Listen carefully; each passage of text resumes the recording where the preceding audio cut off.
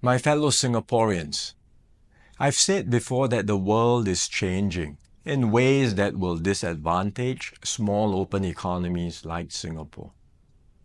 Some had previously questioned this assessment, but the recent Liberation Day announcement by the US leaves no room for doubt.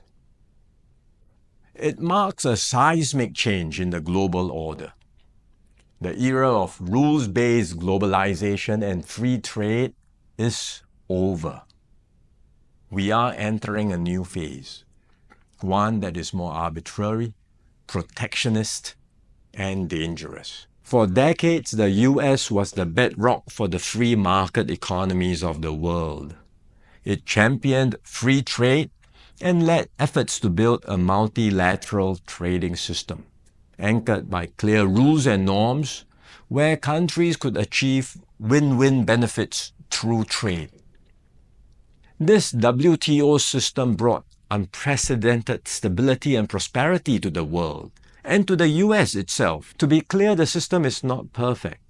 Singapore and many others have long called for reform to update the rules and to make the system better.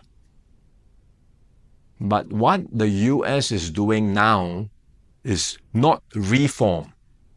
It is abandoning the entire system it had created. Its new approach of reciprocal tariffs, country by country, is a complete rejection of the WTO framework. The US has placed Singapore in the lowest base tier with a tariff of 10%. So the direct impact on us may be limited for now, but there are wider and more profound consequences. If other countries adopt the same approach as the US, abandoning the WTO and trading only on their own preferred terms country by country, it will spell trouble for all nations, especially small ones like Singapore.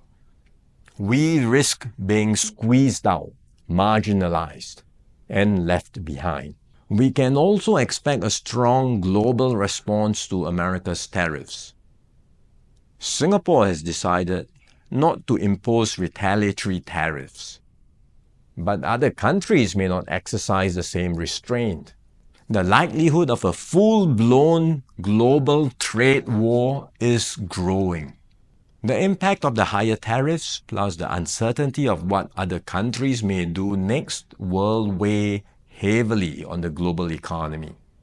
International trade and investments will suffer, and global growth will slow.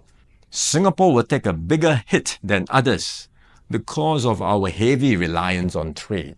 The last time the world experienced something like this was in the 1930s. Trade wars escalated into armed conflict and eventually the Second World War. No one can say how the current situation will unfold in the coming months or years.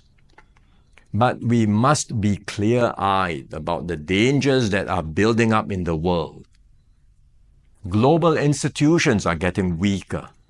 International norms are eroding. More and more countries will act based on narrow self-interest and use force or pressure to get their way.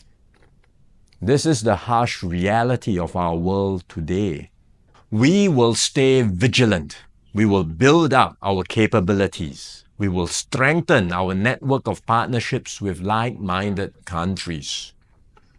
We are more ready than many other countries with our reserves, our cohesion, and our resolve. But we must brace ourselves for more shocks to come.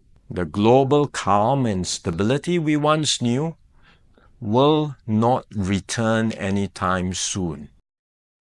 We cannot expect that the rules which protected small states will still hold.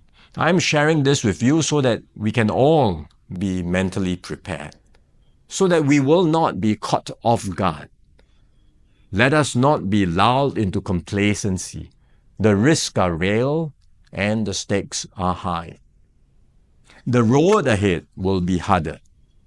But if we stay resolute and united, Singapore will continue to hold its own in this troubled world.